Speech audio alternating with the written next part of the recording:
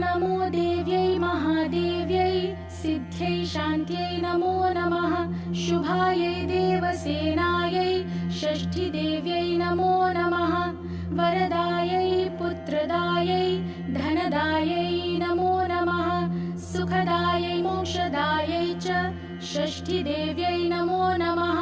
शक्तिषष्ठीस्वरूपायै सिद्धायै च नमो नमः।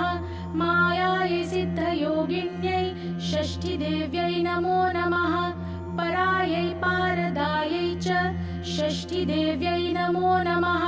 सारायै शारदायै च परायै सर्वकर्मणां बालाधिष्ठातृदेव्यै च षष्ठीदेव्यै नमो नमः।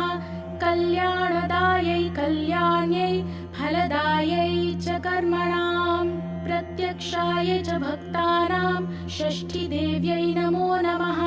पूज्यायै स्कन्दकान्तायै सर्वेषां सर्वकर्मसु देवरक्षणकारिण्यै षष्ठीदेव्यै नमो नमः। शुद्धसत्त्वस्वरूपायै वन्दितायै नृणां सदा हिंसाक्रोधवर्जितायै षष्ठीदेव्यै नमो नमः। धनं देहि प्रियां देहि पुत्रं देहि सुरेश्वरी धर्मं देहि यशो देहि षष्ठीदेव्यै नमो नमः। भूमिं देहि प्रजां देहि देहि विद्यां सुपूजिते कल्याणं च जयं देहि षष्ठीदेव्यै नमो नमः।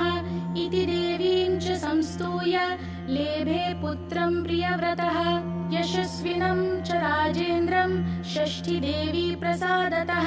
षष्ठीस्तोत्रमिदं ब्रह्मण्य शृणोति च वत्सरम् अपुत्रो लभते पुत्रं वरं सुचिरजीविनं।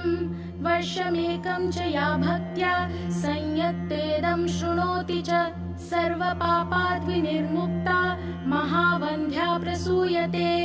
वीरपुत्रं च गुणिनं विद्यावन्तं यशस्विनं सुचिरायुष्मन्तमेव षष्ठी मातृप्रसादतः। काकवन्ध्या च या नारी मृतापत्या च या भवेत् वर्षं श्रुत्वा लभेत् पुत्रं षष्ठीदेवी प्रसादतः।